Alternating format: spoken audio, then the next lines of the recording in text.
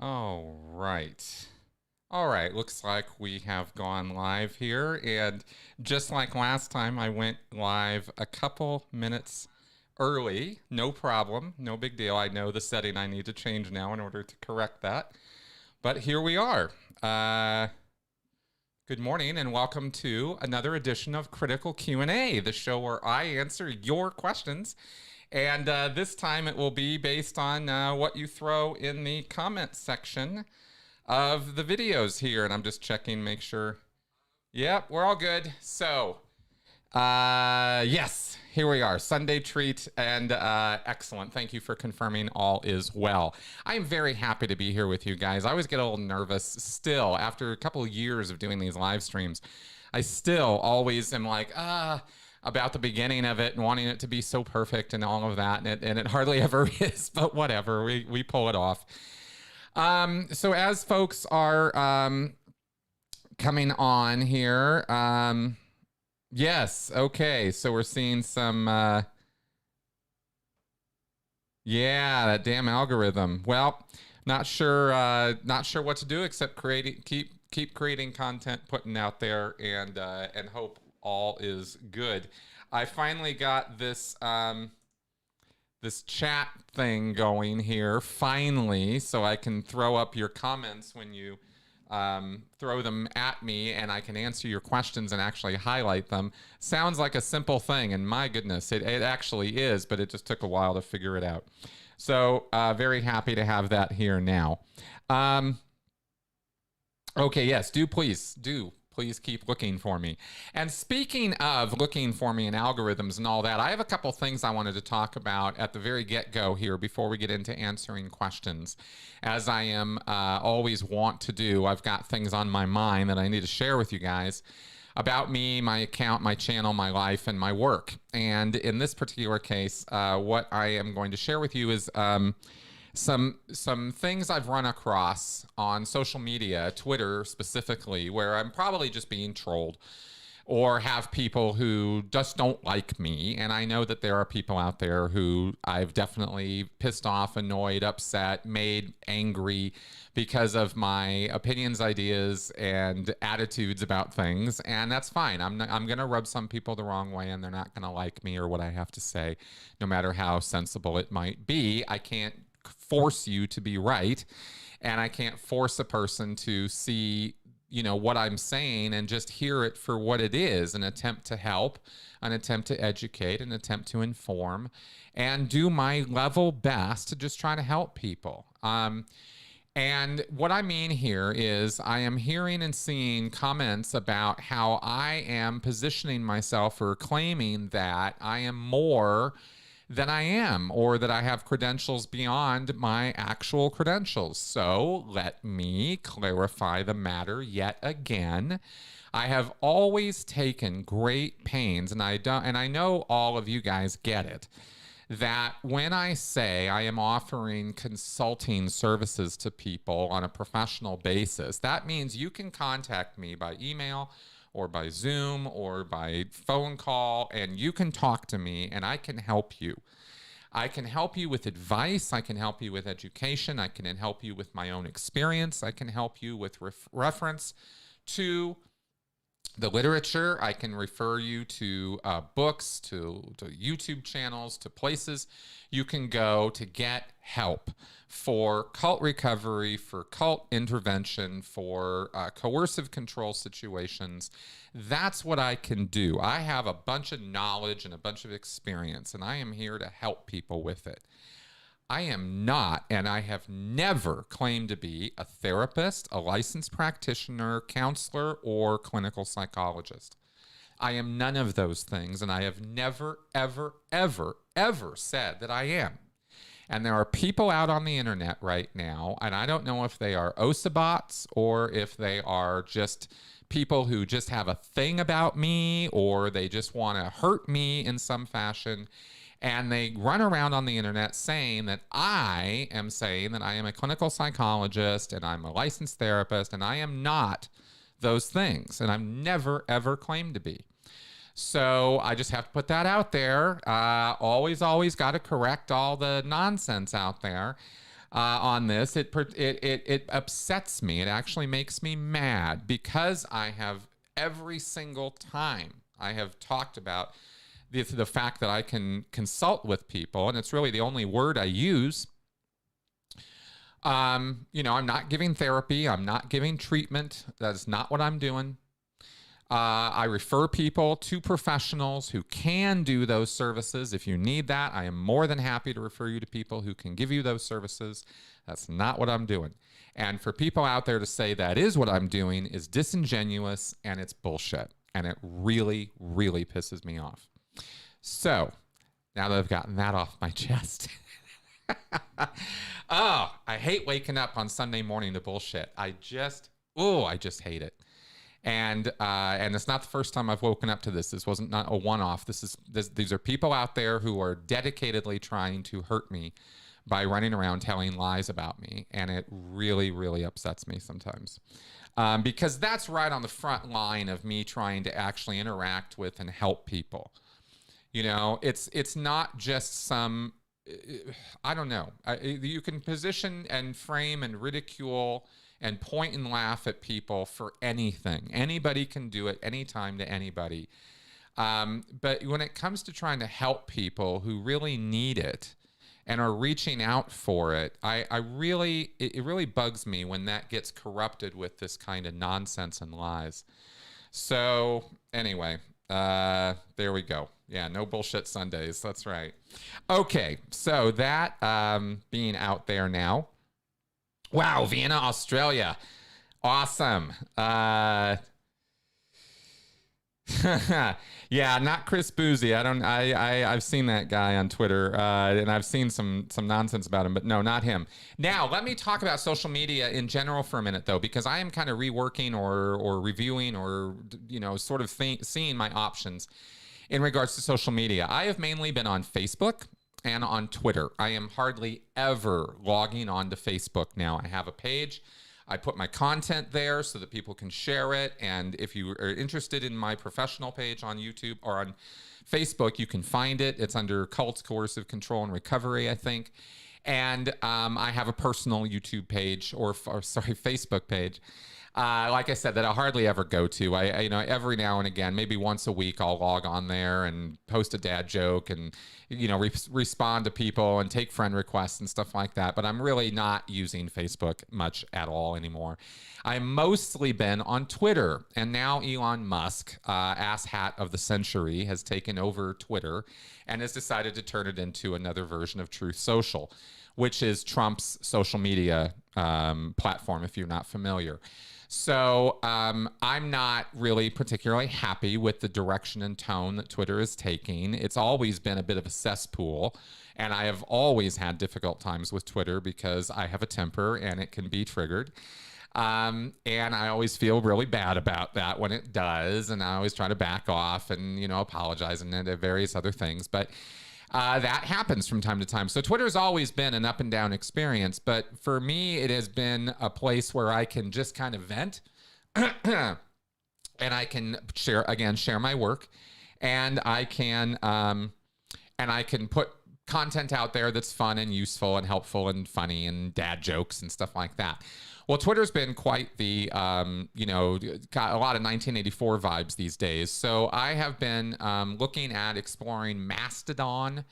So you can find me there, and I'll post a link. I didn't put it in the description to this video yet, but I'll put a link up to where I'm at on Mastodon. And I have been approved to join what's a platform called Post.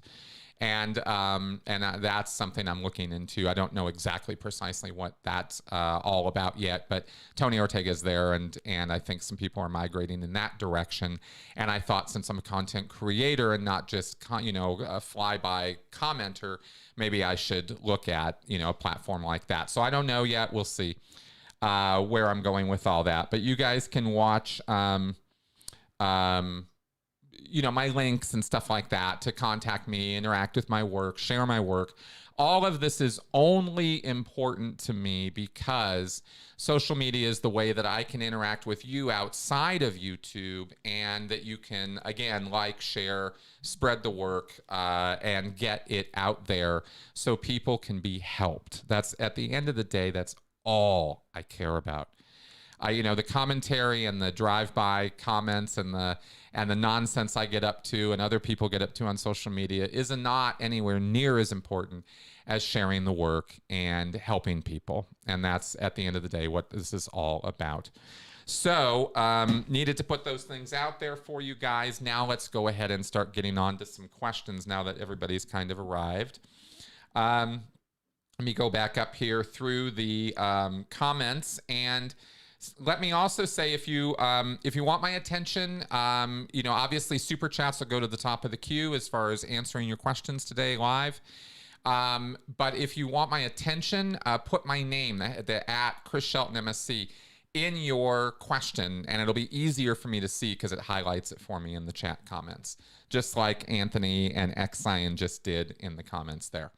Okay, so let's go ahead and go back up to the top and see what kind of questions you guys are throwing at me today. Okay, Vernon Salvatierra asks me a question here. What kind of service did Scientology give to Kirstie Alley? Are her children Scientologists?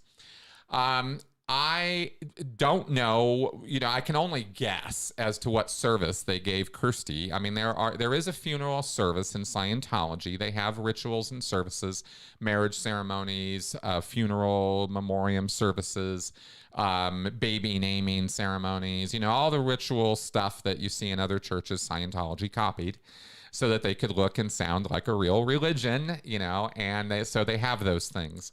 And they are used in all seriousness. While I might lampoon the copying, when it comes to something like a memorial service for a person who has passed, that's a very serious thing. And the service that was given, I believe they did a service at the Flag Service Org where Miscavige is, because that's what I heard. And it would have been a standard Scientology funeral service, as far as I know. I'm not privy to any inside knowledge about, what's happening with Kirstie's funeral services, but I can tell you that it was probably a respectful, memoriam to her and her legacy as a Scientologist and a celebrity. And, that's what I know about that. As far as her children, I don't know if they're Scientologists or not. I have no idea. I don't know much of anything about Kirstie Alley's personal life. I just know that her late stage social media presence was pretty god-awful, and I choose to not remember her for that part of her life. I choose to remember the good stuff with her, because I see Kirstie Alley as sort of the epitome of the deluded Scientology victim. I never really saw Kirstie as a victimizer or a gross enabler or somebody who was purposefully driving. Her interest in Scientology was all about, self-promotion and ego and stuff. I never really got that from her. I think she was somebody who had very serious drug problems as a young celebrity or young person, and she found Narconon and Scientology, and it really helped her kick her habit, and she decided to go on a roll about that and speak out publicly about it and do her best to try to help people. And I think that, when you're trying to help somebody with something as awful as Scientology, that will be a path fraught with disaster. And I think that Kirstie saw that disaster, but didn't see that it was, from Scientology. And so she just got bitter and mean-spirited in the end, and that was not really any fun to watch. That's what I can say about Kirstie. Sorry I don't have more direct answers to your questions in terms of her memorial service. I'd have to ask a Scientologist to really find out an answer to that question, because how would any of us know? Yeah, that's why I was getting a little grumpy. Okay, so yes, okay, so Holly Everett here also asked, what does a Scientology funeral look like? Are there any differences from other religious-based funerals?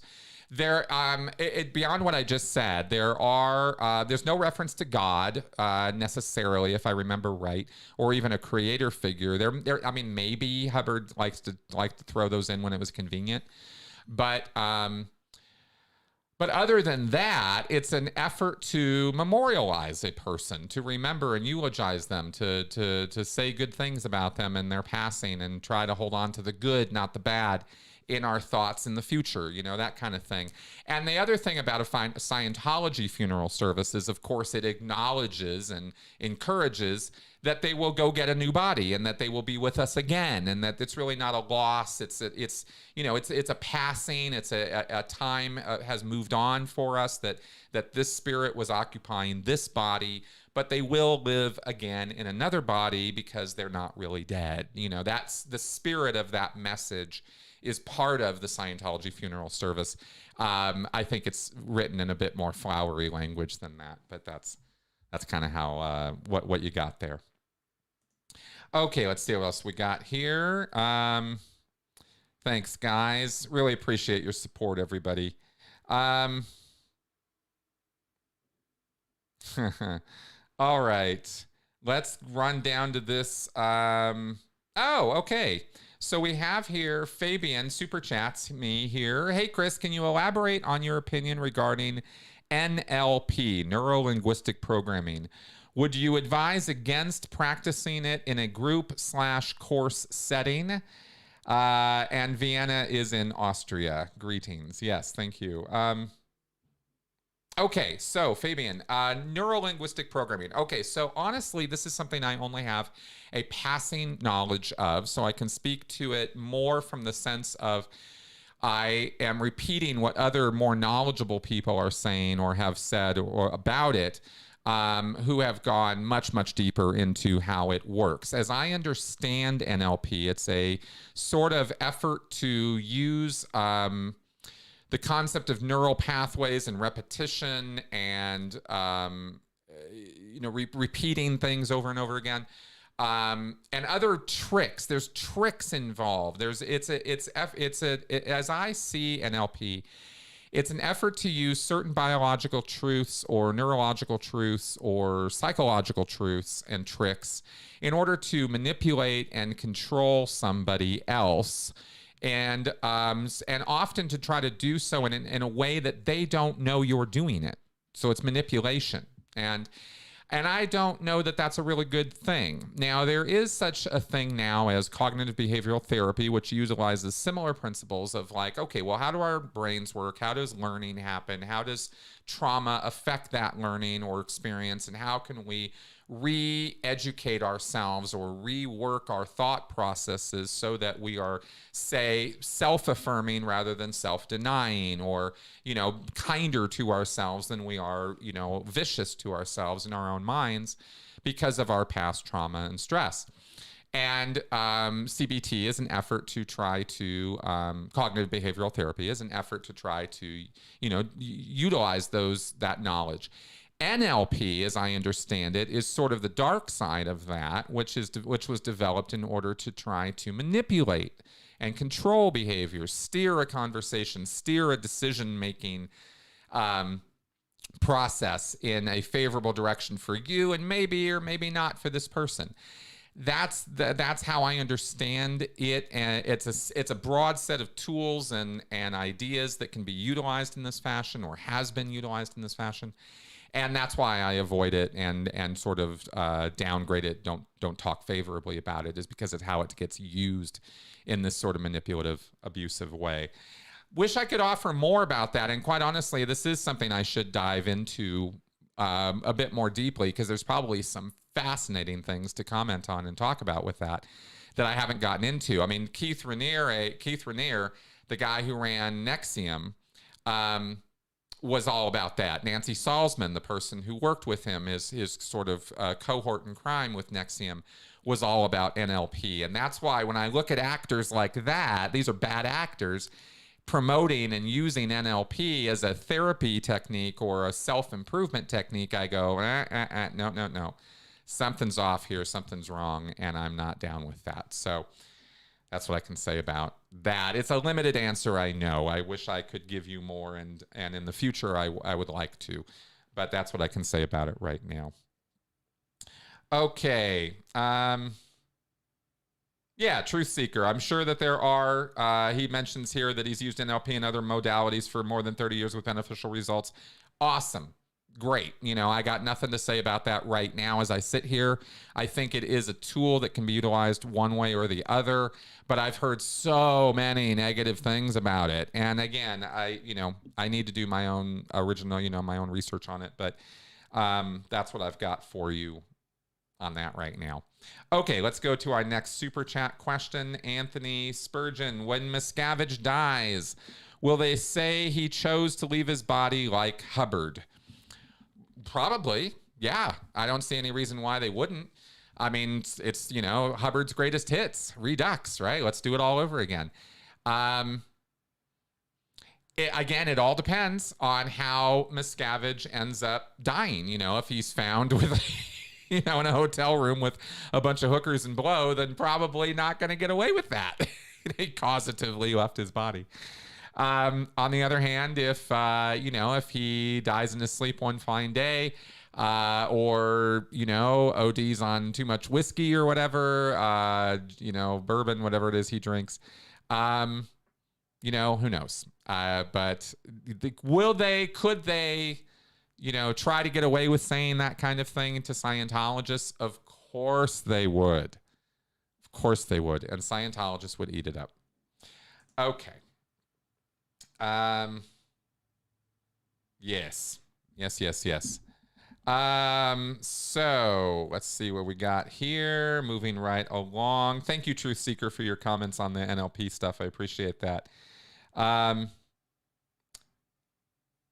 Yes, exactly. As Holly mentions here, right? It takes 7 times hearing, reading something to commit it to memory.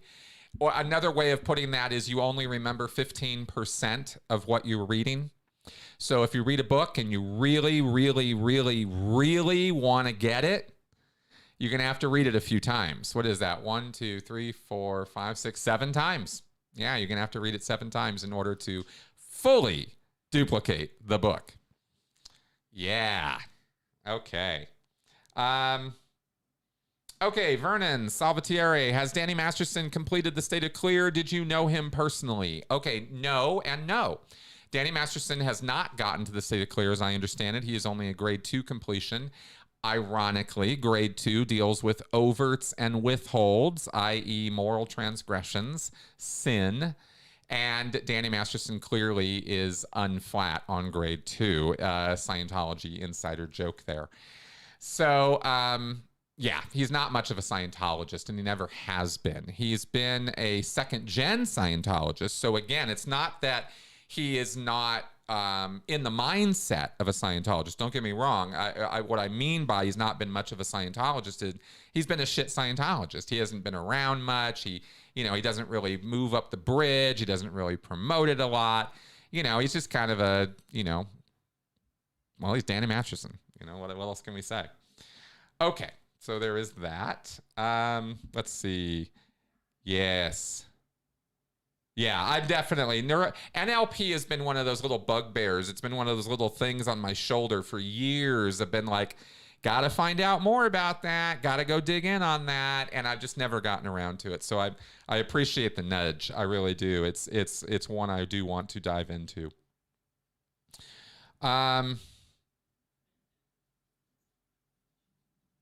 Yeah, good question. I'm not sure. Tony asks here, how was Leah and J-Lo's relationship able to survive when Leah was still a Scientologist? Well, J-Lo's father, I don't know if you all know this or not, but Jennifer Lopez's father is a Scientologist. I met him. I serviced him at AOLA in Los Angeles way back when I was still in the Sea Org. And nice guy, super nice guy. This is no call out or attempt to ridicule this man. He is a very, very nice man. I never had anything but a pleasant interaction with him.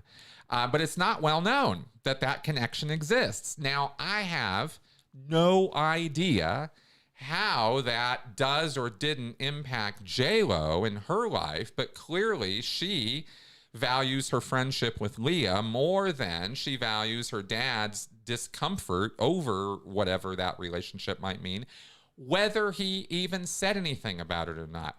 Hard to tell. Celebrities are always, things get mushy and gray when it comes to the rules of Scientology and celebrities. Tony says that Tony Ortega likes to say that celebrities are always the exceptions to all the rules. And in a way, he's right. It's just things get a little gray around them, and because of the influence peddling and the power of celebrity. And J-Lo is definitely somebody you do not want going on to the Today Show or Good Morning America and bad-mouthing Scientology. So you want to tread lightly around that. But of course, at this point now, with Leah being as outspoken as she is, the lines are drawn pretty clearly in the sand. And I don't know, maybe J-Lo's dad isn't still a Scientologist. Maybe he's gotten out. This was years and years ago. So hard to say how that relationship works from a distance. I've never asked Leah about it. It's kind of one of those not really my business kind of things. So I don't go there with her on that. But, you might try throwing it at her and see what she has to say about it. Because I know Leah, is on Twitter, for example, and is probably happy to respond to questions like that if you can get her attention. Okay, so let's move on from that. Okay, great question here. X-Scion asks, what do you think about EMDR, eye movement desensitization and reprocessing? Okay, my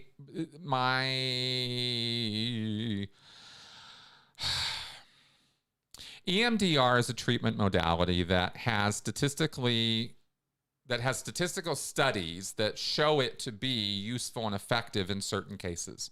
I am not going to refute that. I am not going to say that help wasn't given or it didn't assist people in their trauma recovery. I don't use EMDR. I will not have EMDR used on me because it looks and sounds and feels too much like Dianetics regression type therapy. And I know it's not the same. I'm not equating them. I'm saying that they are somewhat too similar for me and my tastes to want to go down the EMDR path. I am not in any way trying to say don't do it. I'm saying tread cautiously, as I would say with almost any treatment modality, is know before you go. Learn what you're getting involved in and decide for yourself whether you think it's something useful or helpful to you or not, or whether it might be. And it's no harm in trying something once or twice like EMDR. It's not going to permanently destroy your mind or anything like that any more than a single Dianetic session would. It's bad stuff, but it's Dianetics, I mean. But it's not mind destroying stuff, So if you want to explore EMDR in your own personal therapy, don't listen to my considerations about it. Be in touch with your therapist, look at the literature, and decide for yourself. I just don't happen to think that it's a treatment modality that matches my tastes, and I am leery of it because of some of its claims that might not necessarily be as based in sound social science as maybe some of the claims for it have been. There have been some very strong claims made about EMDR. I'm always like, let's be cautious. This is new stuff. You're not within the first 10, 20 years of any treatment modality being used. And let's remember that in psychology, there is no standard tech like there is in Scientology, where it's one size, everybody's doing this the same way. Everybody's doing Scientology processing, same. If you go to Tokyo, if you go to Latin America, if you go to Boston, you're going to get auditing, and it's going to be the same kind of auditing. It's not like that with psychology. Different practitioners and therapists will use the modalities they have in lots and lots of different ways. And there's nothing wrong with that right now. I'm not suggesting that there should be a standard tech when it comes to psychology. I'm merely commenting on the fact that practitioner A using EMDR could give you a significantly different experience than practitioner B using EMDR. So, experiences and outcomes may vary depending on who you're seeing and how they go about using it on you. And that's, I know, a very kind of broad, generalized answer, but I try to tread cautiously when it comes to speaking on stuff like that, where we're talking about a modality that is helpful and has statistics behind it and has studies behind it. I'm not going to sit here and say it's all trash, it's all pseudoscientific bunk. And some people out there do say that and will say that. I don't. I will simply say be cautious and know before you go. I think that's always a helpful piece of advice, no matter what treatment you're receiving, pretty much across the boards. So there you go. Okay, let's move on here. Oh yeah. Masterson's real second-rate Scientologist. Oh, Gurroar. Okay, just catching up on these super chats here. What has been your best/worst interview? Oh, wow. Funny enough, I think one of the places I came off the worst for my own taste was on Scientology in the Aftermath. I thought I did a shit job. I had like this little tiny window of time with Leah and Mike. I was nervous as hell. I had no idea what I was walking into.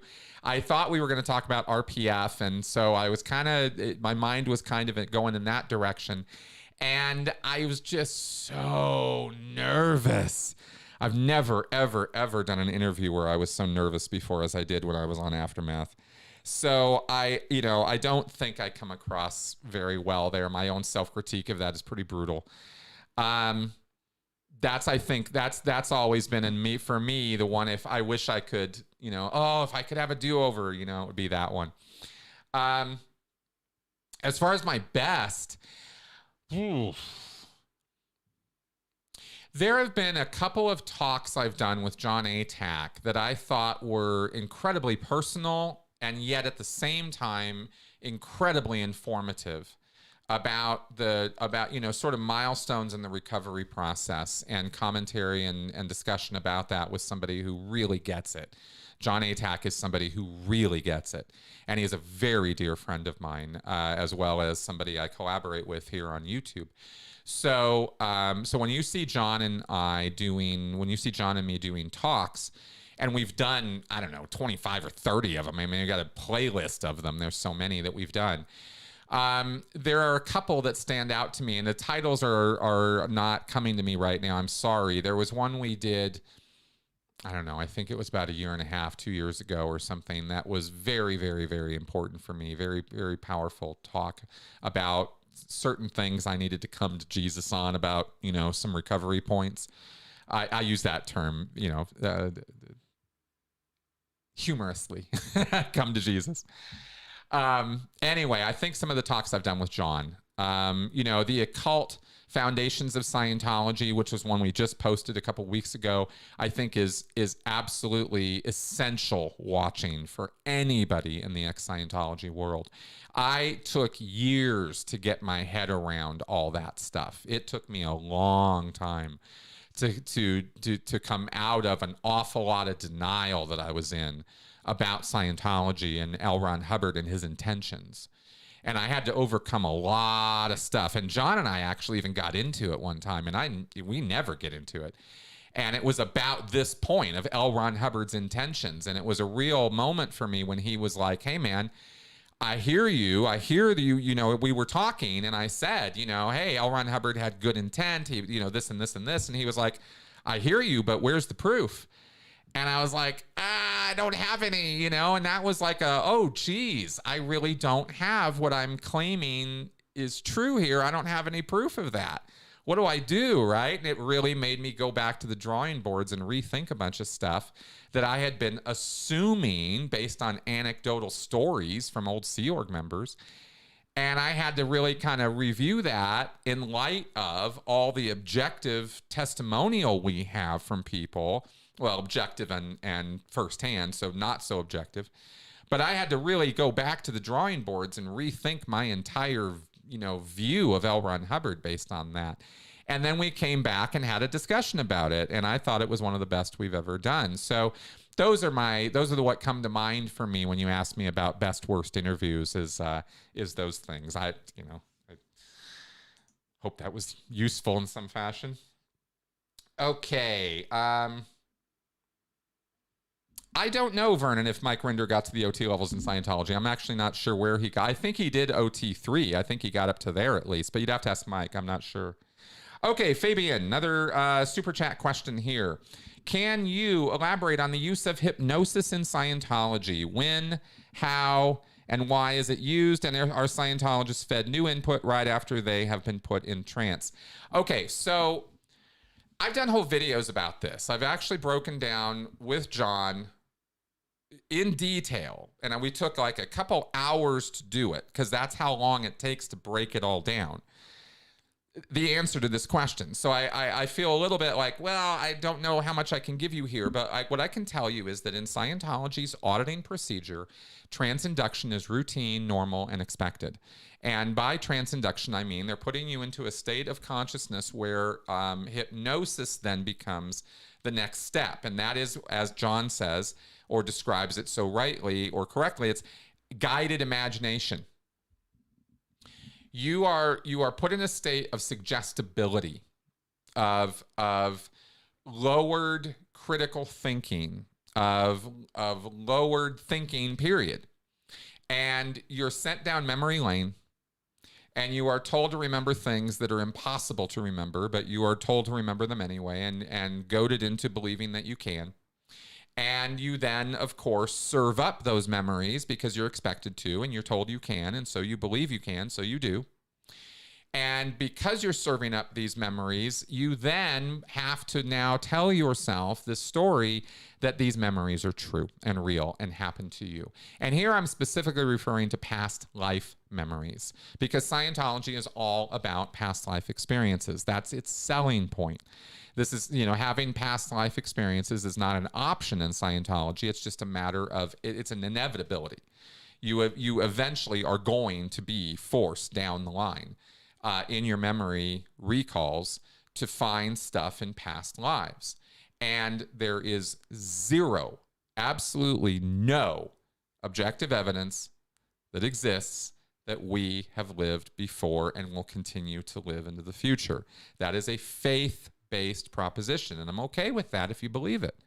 I'm not ragging on your belief, but I'm pointing out and labeling it as a belief because it's very important that we label things as beliefs versus fact when it comes to our psychological and mental well-being. And if you are dredging up memories that you believe happened to you from 50,000 years ago, you are going down a road of delusion. And that's where every single Scientologist goes. Now, there's other aspects to this control framework that have to do with reinforcing L. Ron Hubbard's authority, reinforcing L. Ron Hubbard's dogma, and reinforcing the narcissism that is inherent in built into the DNA of Dianetics and Scientology, where you, through the auditing process and through this trance induction and the commands and the repetition and the mantras and the euphoria induction, I don't know how else to put it except to say that you create a delusional view of the world. It's a filter you're watching the world through. Every perception, everything you hear, everything you see, as a result of the auditing experience, is corrupted or tainted to that degree because of all this false nonsense that you're now building into your identity. It's not just some goofy ideas or a fantasy story. It's harmful to you when you attach it to yourself, to your personality, to your sense of self. That's when the emotional commitment becomes complete, and you cannot any longer question any part of this story that you're telling yourself. And that's where the critical thinking goes out the bottom, and that's where the thinking goes out the bottom. And that's not the life that anybody should be living, at least according to the way I think about what a successful useful, helpful, productive life is, right? Is walking around in a mental fog with delusions of grandeur isn't the best way to navigate the world. But that's the product of Scientology auditing, is a person walking around in a mental fog with narcissistic tendencies or, on ego trips, and very much encased in a personality that is all about us versus them, right? I'm better than everybody else in the world because of my secret special knowledge and experience, and I am superior to everybody else as a result of that. That's where auditing inevitably takes you. The arrogance and the conceit you see coming out of Scientology just pours off of them. That's why. That's my summary answer. There's my short version. Okay, that's my answer to the question there, Fabian. But please do explore my talks with John Atack and my other videos about this on this channel, where I get to go into much greater detail about what I just talked about, because it deserves a full, complete answer, and that's why we did those videos, to provide those answers. Okay. Even though this is a Q&A show, so I hope I'm not ribbing you too much for asking these questions. We got really complete answers over here, so I can only really tag and point answering it right here. Okay, I hope that makes sense. All right, let's go to the next one. Anthony Spurgeon asks, what do you know about the death of Shelley Miscavige's mother, Flo? She was shot 3 times with a rifle, but was still declared a suicide. Yeah. That's about all there is to know about it, really. I mean, there's not a lot there. There's a police report, and yes, it was deemed a suicide, and yes, apparently she did shoot herself with a rifle 3 times, and yes, that makes absolutely no sense whatsoever. That's it. That's what we got. I don't have a whole lot more to tell you than that. It's a bit obscure. There's not a lot there. There was not really. I don't know that there was a complete investigation done beyond that. I don't know how they could have come up with that result. It sounds goofy, but I don't really know a whole lot more about it than that. At least not now as I sit here, and I'm just trying to be honest with you. I don't have any other elaboration for you. It's weird. It's something that sticks out, and you just go, that doesn't make any sense. But then you go looking to try to find more, and you're just frustrated. That's been my experience trying to dig into that. And if any of that frustration is coming across in my answer, it's only because I'm frustrated at how little there is to know about it, and we don't know. And that's what I got for you on that. Blah. Okay.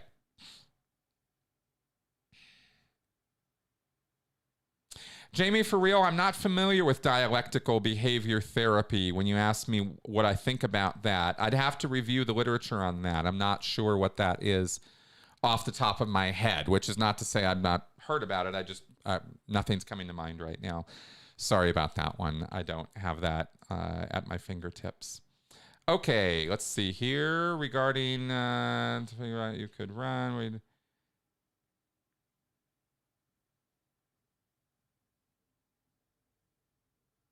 Okay, let's see. Let me just quickly. Yes, good.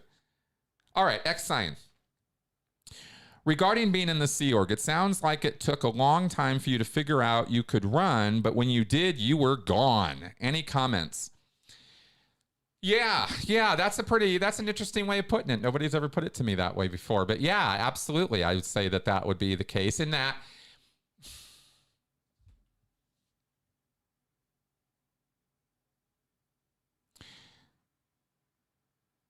I spent a lot of my life being compliant. The way I grew up, my temperament, my bookish ways, my sort of nerdy ways, the fact that I got into school a year early, so I was always kind of smaller and shorter and, compared to everybody else, getting along meant getting along, right? Meant like trying to please other people who were bigger, stronger, faster, taller, whatever than me, or somehow I thought of as authority figures over me. And I was very, very I very much was a second-class citizen in my own mind. And I grew up that way, and I felt that way through my entire Sea Org time. The Scientology, of course, only served to reinforce and strengthen those feelings of inadequacy and secondhand citizen kind of thinking that would go on in my mind. I was always trying to please others. I was always trying to make everybody around me happy. And if everybody around me could be happy, then I could be happy. And it took me 42 years living that way to realize that my happiness could not, should not, could not depend on other people's happiness, because that's not something I can control. I can contribute to other people's happiness. I can do my best to create a pleasant environment, to assist others, to give advice, to try to help, to be a positive influence, to directly assist other people in their lives when they ask for help or need it. You can always try to do those things. There's nothing wrong with any of that. But to base your happiness on whether you're making other people happy with you, that's a trap. And it took me 42 years to figure that out. And it was at first it was only little tiny inklings, but it was pretty clear that this wasn't working for me, that I could continue. And the exact thought was, I could keep doing this for the rest of my life,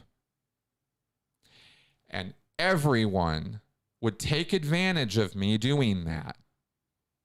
And not one person would ever have to feel obligated to do anything for me in this equation, because my happiness relies on their happiness. So if they're not happy, I'm not happy. Therefore, I'm dependent on them. They're not dependent on me. That was the trap I had put myself very squarely in as a young person.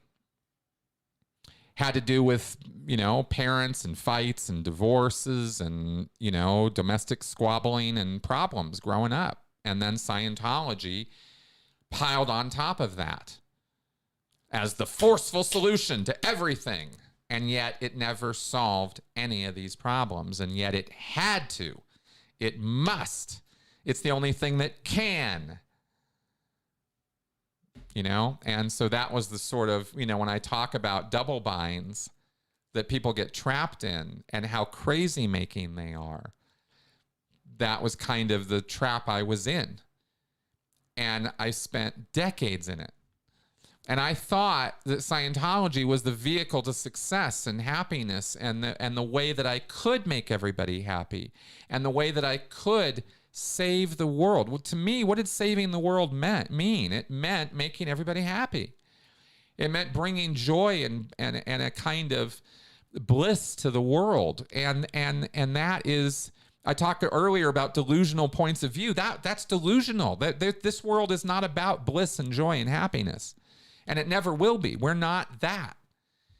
And so I needed to wake up from that delusory point of view, because it was incredibly harmful to myself.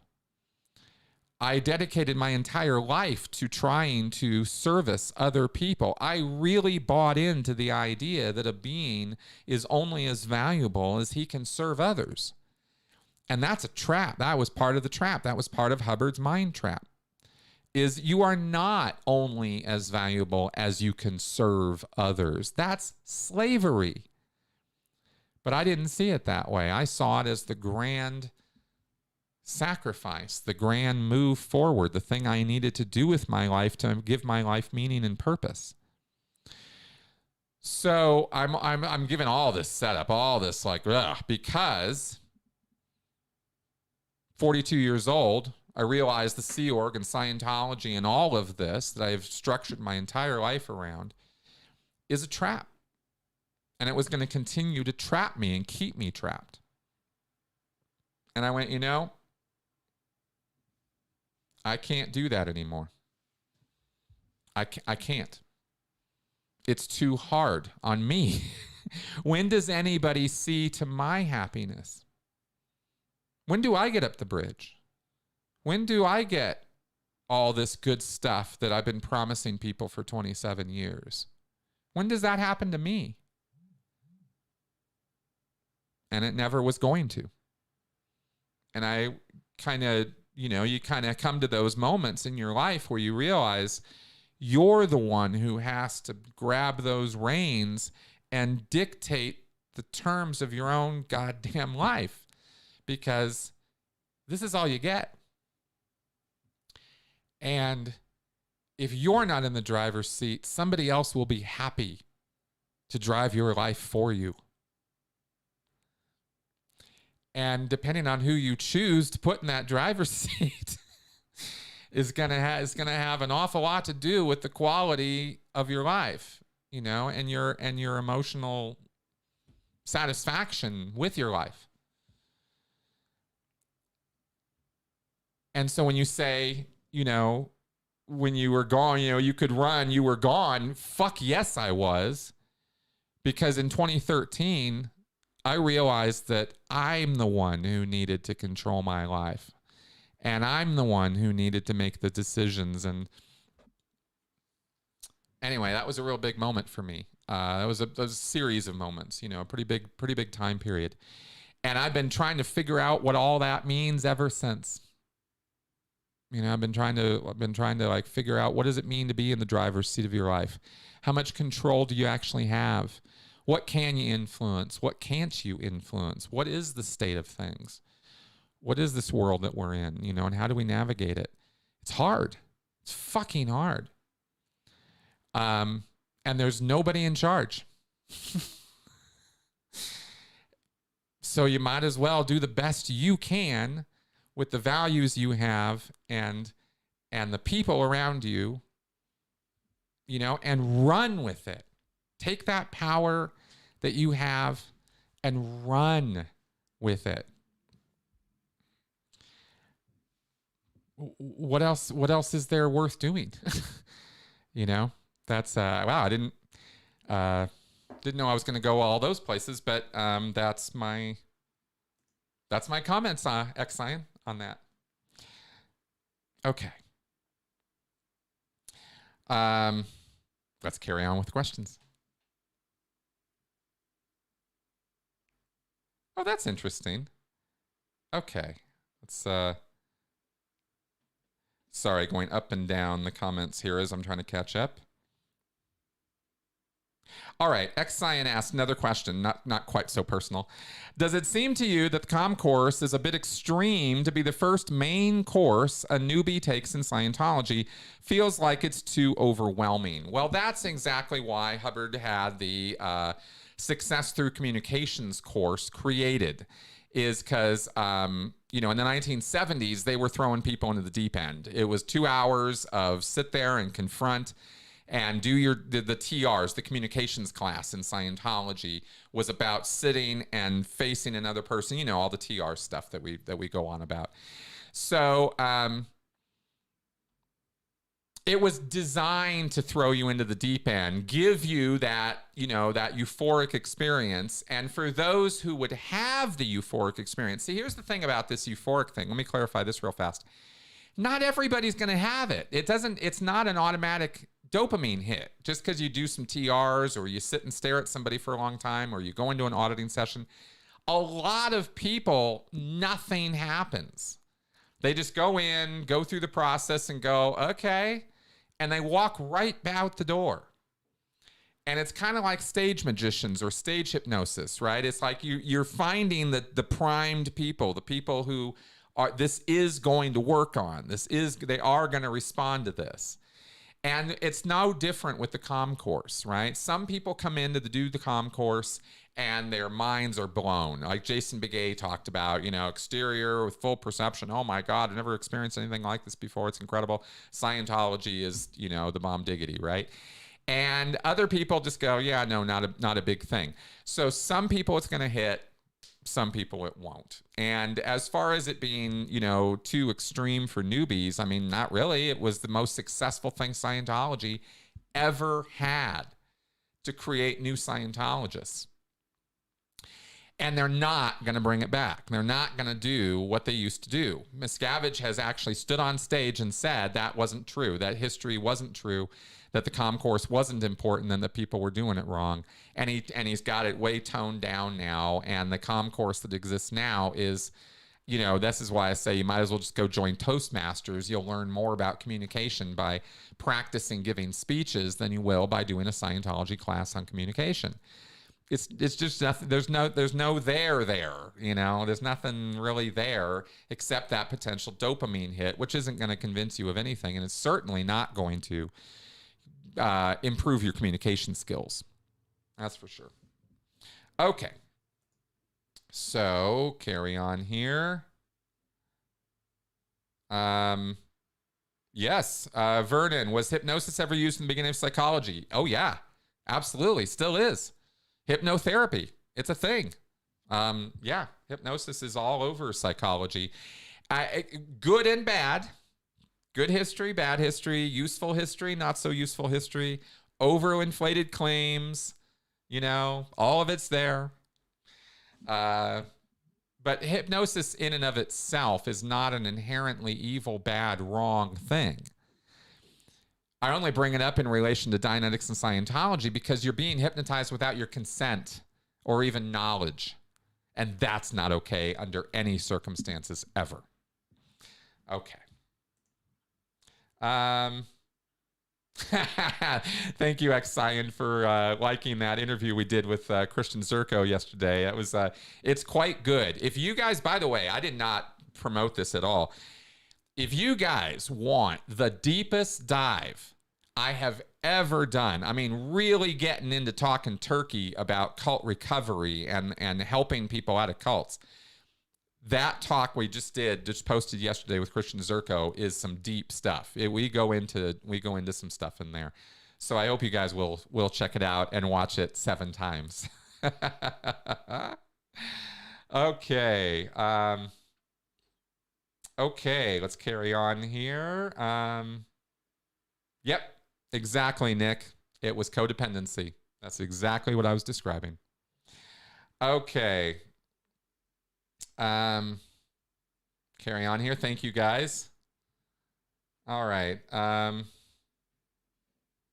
Thanks, guys. Really appreciate the positive feedback on that, on my monologuing there.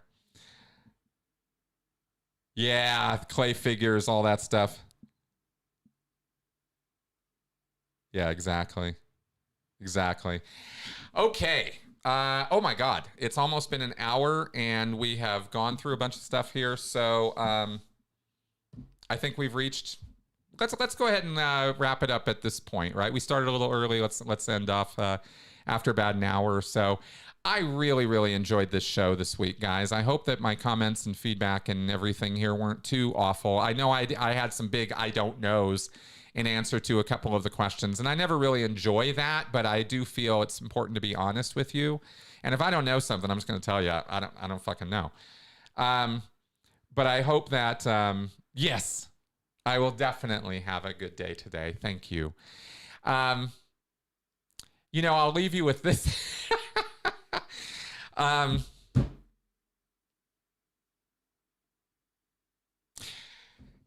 It has been a real pleasure for me, and frankly, it has been an honor for me to be in this position to do what I do and be able to relate with you guys. Live, I love doing live because we have the one-on-one interaction, and the call-in shows are even better because I get to talk to you guys. But it is a real honor and privilege to do this work. And I don't know that I say that often enough. I put myself out here as this authority on coercive control, and I do my best to try to give you guys data that's helpful, useful, and somehow gonna, maybe make a difference in your life. I'm not about the looky-loo, let's laugh at the cultists. That's not my channel. That's not what this is about. And I think that you guys have been following and supporting me for all these years. Know that, see that, and support that. And I am here for it.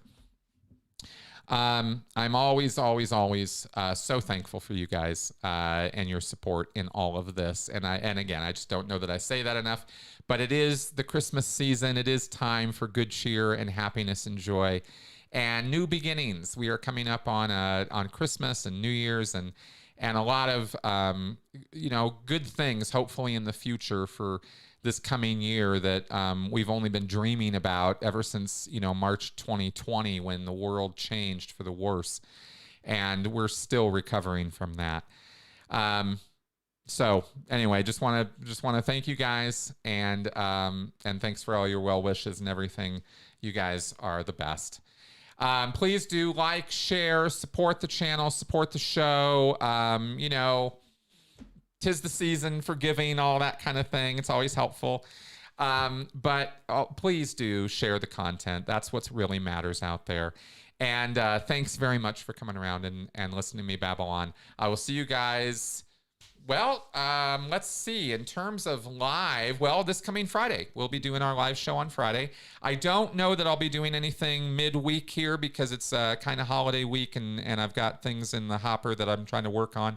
So I'll be kind of dedicating myself to that rather than doing more catch-up Q&As midweek. I think we just need to have a chill week this week for the holidays and come on strong in the new year. All right, so that all being said, I'll see you guys soon. Bye-bye.